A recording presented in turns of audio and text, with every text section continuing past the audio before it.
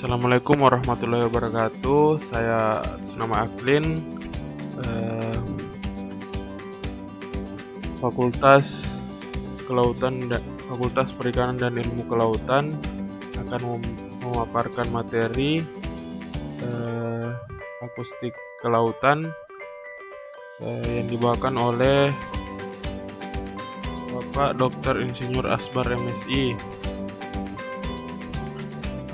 yang pada kuliah keempat dengan judul Hidroakustik Kelautan.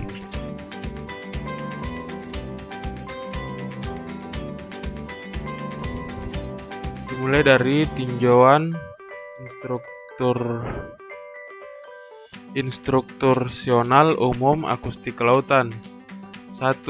Mengajarkan proses-proses pendeteksian target di laut dengan mempertimbangkan proses-proses perambatan suara. 2. Karakteristik suara atau frekuensi, pulsa, dan intensitas. Ketiga, faktor lingkungan medium, kondisi target, dan lain-lain. Berikutnya yaitu referensi atau pustaka.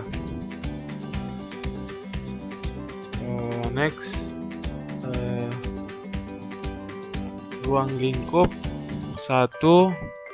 Kolam air. 2. Insiden atau bottom sounding.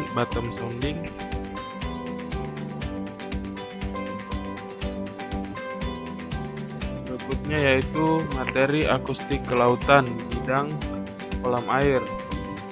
Pertama, faktor internal suara, yaitu frekuensi, pulsa, intensitas, dan threshold.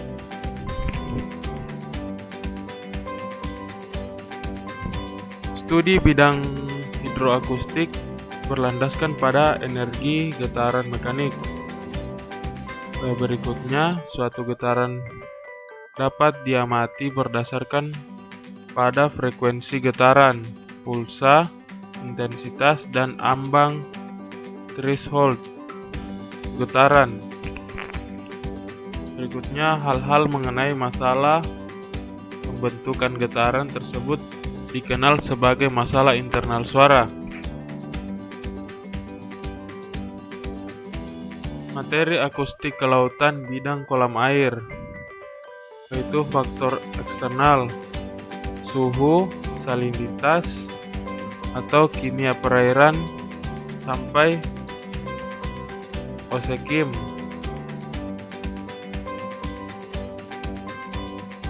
Berikutnya yaitu partikel pelarut atau di dalam medium, nutrien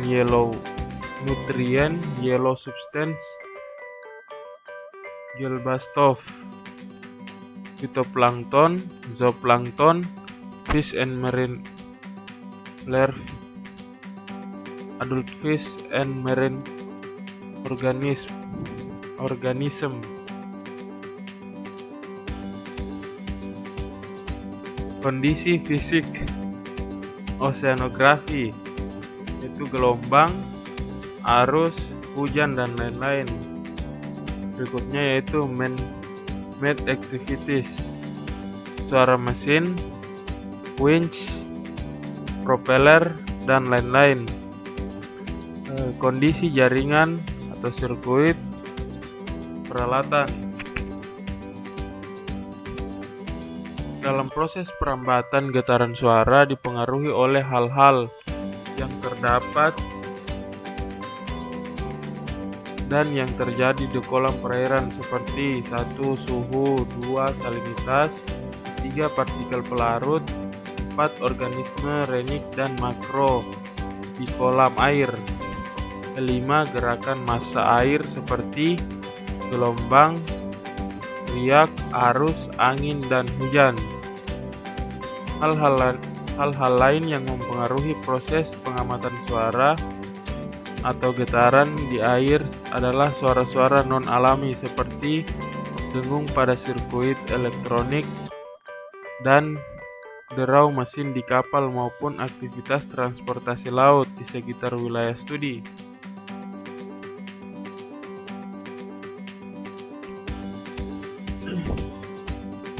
Prinsip operasional fish finder atau echo sounder.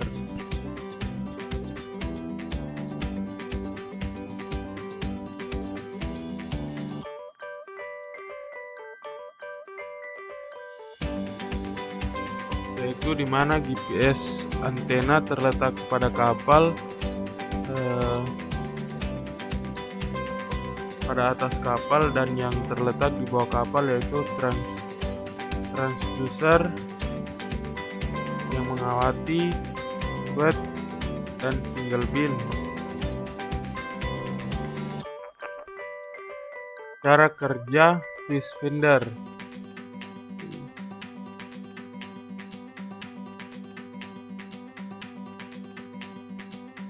Fish finder Garmin 350C, yaitu kedalaman maksimal yang dapat diukur yaitu 300 meter dan menggunakan dual frekuensi 77 kHz dan 200 dengan ukuran layar 5 inci.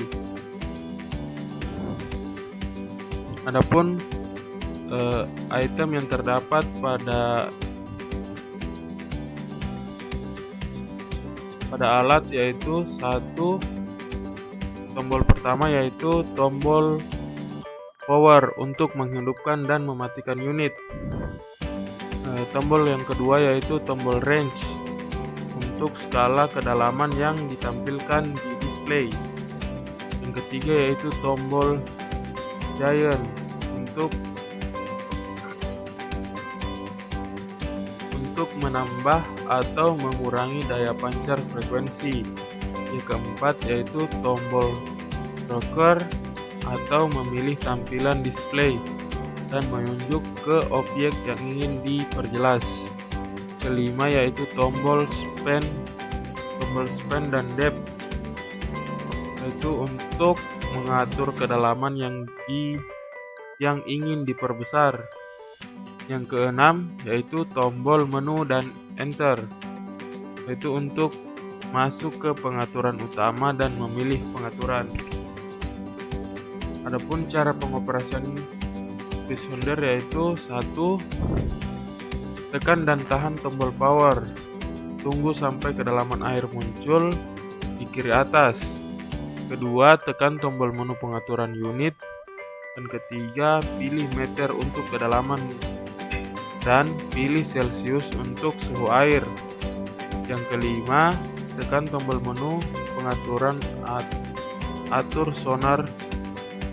Yang keenam, frekuensi pilih 77 kHz untuk kedalaman maksimal 100 meter atau pilih 200 kHz untuk kedalaman lebih dari 100 meter.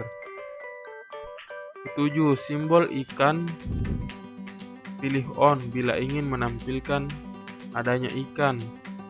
Kedelapan, pilih selesai di menu paling bawah menggunakan kursor.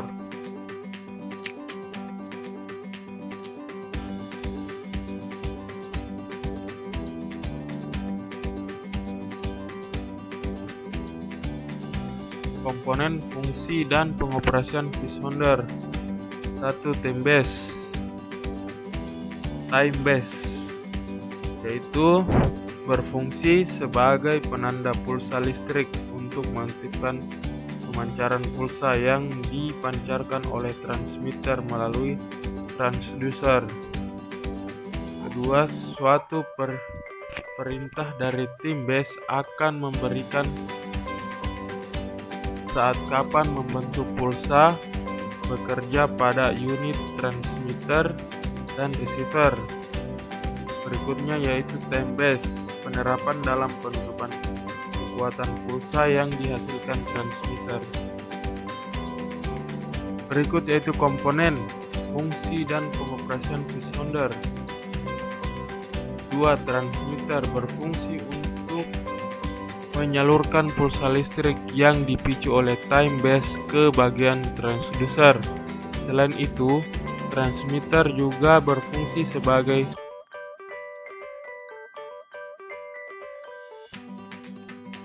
zona ketiga, yaitu zona laut dalam di player. Pada zona ini, kecepatan suara meningkat terhadap kedalaman akibat tekanan bertambah dan suhu kedalaman relatif konstan.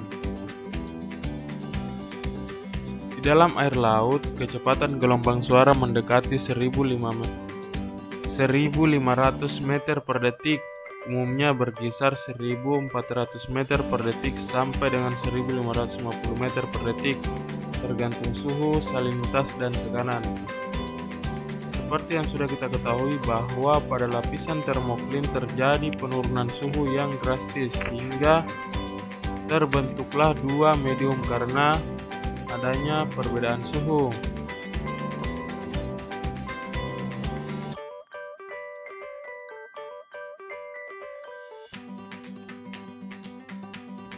Pengaruh yang paling nyata terlihat jika terjadi kenaikan suhu air laut sebesar 1 derajat Celcius akan menyebabkan meningkatnya kecepatan suara sebesar 1 meter per detik. Akibatnya, jika suhu meningkat menurut kedalaman, maka gelombang suara yang dipancarkan akan cenderung dibelokkan ke arah permukaan air.